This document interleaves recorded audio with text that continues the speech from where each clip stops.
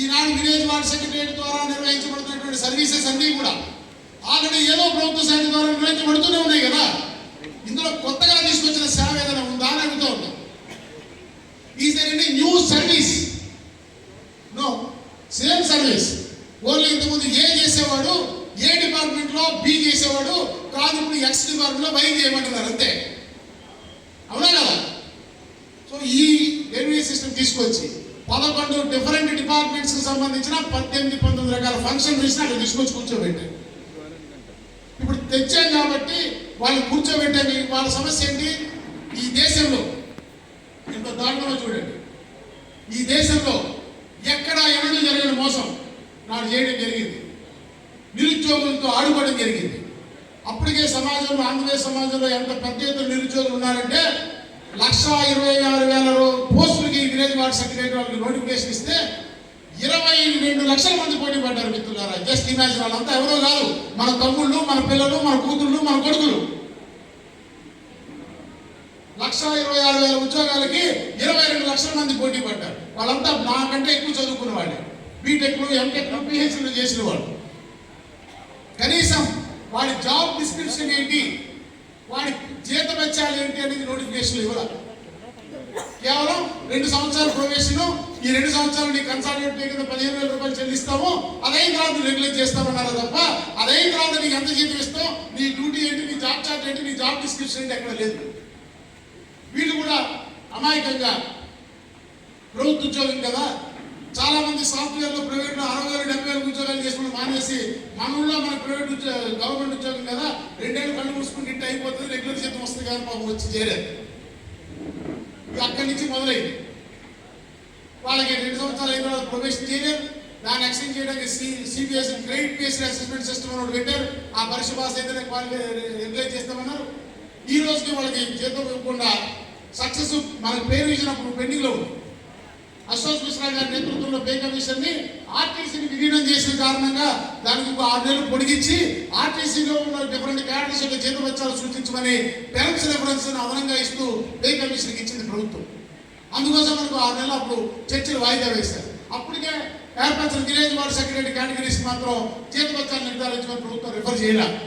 వీళ్ళు కూడా ఉద్యోగాలకు వచ్చిన తొలినాళ్లలో అదేదో ఆ రాజకీయ పార్టీ పుట్టించింది అనేటువంటి పిచ్చి భ్రమంలో ఉండి ఎవరికి వాడు యువరక్తం కదా, ఆవేశం ఎక్కువ ఉంది. ఎవరికి వాడు సంఘాలు పెట్టేసుకుని 4 స్తంభాలు అంటే నాటి ప్రభుత్వం ఆడితే 4 పెద్ద సంఘాలతో వీళ్ళు కూడా 4 సంఘాలు పెట్టి నలుగురు పక్కన తలవడి చేయాలి. ఈ జాగ్రత్త అన్నట్టు ఫంక్షన్ లిస్ట్ వారీగా సంఘాలు పెట్టేశారు. నేను ఎన్విరాన్మెంట్ సెక్రటరీ అసోసియేషన్ సార్, నాకు ఆయన సంబంధం లేదంటాడు. నేను సెకండ్ ఏఎన్ఎం సంఘం సార్, విలేజ్ వార్డ్ సెక్రటరీలో నాకు మా రెగ్యులర్ ఏఎన్ఎం సంఘంలో సంబంధం లేదంటారు. అంటే మీరు డివైడ్ చేసుకుంటారు. దాని ఫలితం ఈరోజు ఏంటి మీ పరిస్థితి? వీళ్ళ బాధ ఏంటి? వీళ్ళకి అసలు కెరీర్ ప్రోగ్రెషన్ లేదు, సర్వీస్ రూల్స్ లేవు. అసలు నా సర్వీస్ ఏంటి, నాకు ఎప్పుడు ప్రొబేషన్ డిక్లేర్ చేస్తారు, నా సీనియారిటీ ఎలా కౌంట్ చేస్తారు, నాకు నెక్స్ట్ ప్రమోషన్ ఇస్తారు, నా జీతం వచ్చాలి ఏంటి, ఇవి నిర్ధారించండి రా బాబు అంటే అది వదిలేసి ఇప్పుడు ఈ ప్రభుత్వం ఏదో రేషనలైజేషన్, కేటగరైజేషన్ దాన్ని తీసుకొచ్చింది. సమస్య ఒకటైతే వాళ్ళు చూపిస్తున్న పరిష్కారం మరొకటి ఉన్నది. ఎందుకు ఈ పరిస్థితి వచ్చింది అంటే సమస్య పట్ల ఈ రాష్ట్రంలో ఆ అధికారులకి ఎవరైతే ముఖ్యమంత్రి గారు మనసులోకి సమస్య ఉంది, దీన్ని పరిష్కరించాలని ఆలోచన రావడంతో స్వాగతించదగ్గ పరిణామం. కానీ మరి ఆ పరిష్కారం చేయమని ఎవరు చెప్పారు? ఆయన ఏదైతే అధికారులు చెప్పారో వాళ్ళు అవగాహన లేకుండా మరి ఈ కేటగరైజేషన్ అనేది పరిష్కారం కింద చూపిస్తా ఉన్నటువంటి పరిస్థితి. కాబట్టి కాకినాడ వేదిక ద్వారా తెలియజేస్తూ ఉన్న ప్రభుత్వానికి కూడా సచివాలయ గ్రామ వార్డు ఉద్యోగుల యొక్క సమస్య ఒకటైతే మీరు చేస్తున్న పరిష్కారం మరిన్ని సమస్యలు తెచ్చేదిగా ఉంది తప్ప అసలు సమస్యకి పరిష్కారంగా లేదనేటువంటి విషయాన్ని సందర్భంగా తీసుకొస్తారు. తప్పనిసరిగా ప్రభుత్వంలో మాట్లాడతాం, దీని మీద ఒక అధ్యయన కమిటీ వేయిద్దాం. కనీసం ఈ 11 డిపార్ట్మెంట్లో అధికారులైనా ఈ రోజుకి ఒక్క సమన్వయ సమావేశాన్ని జరిపారా అని అడుగుతా ఉన్నా. జరపకుండా ఈ 11 డిఫరెంట్ డిపార్ట్మెంట్స్ యొక్క కేటగిరీ సమస్యలు ఎలా పరిష్కారం చేస్తారో అర్థం కాని పరిస్థితి ఉంది. కాబట్టి తప్పనిసరిగా ఇది ప్రాధాన్యత అంశంగా, తొలి ప్రాధాన్యత అంశంగా ఆంధ్రప్రదేశ్ ప్రభుత్వ ఉద్యోగుల సంఘం విలేజ్ వార్డ్ సెక్రటరీ ఉద్యోగుల సమస్యలు ముందుకు తీసుకెళ్తామని మనం చేస్తాం. దీంట్లో బిఆర్ఓలు ఉన్నారు, దీంట్లో ఏఎన్ఎంలు ఉన్నారు.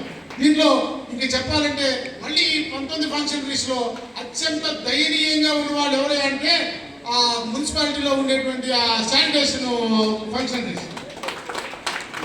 వాళ్ళకేమో టెక్నికల్ నోటిఫికేషన్ టెక్నికల్ క్యాడర్ అని చెప్పారు. ఎన్విరాన్మెంటల్ సైన్సెస్ లో అర్హత ఉండాలన్నారు.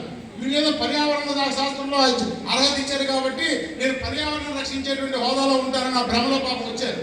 దాంట్లో ఆడపిల్లలు ఉన్నారు, పెళ్లికారులు ఉన్నారు, కొత్తగా పిల్లలు ఉన్నారు, రీసెంట్లీ మదర్లు ఉన్నారు, బ్రెస్ట్ ఫీడింగ్ చిల్డ్రన్ ఉన్న వాళ్ళు ఉన్నారు. వాళ్ళ తెల్లారుజాము 5ంటికి చెత్త ఎత్తుకోవడం దగ్గరికి వెళ్ళి ఫోటో దిగి అప్లోడ్ చేయమంటా ఉన్నారు.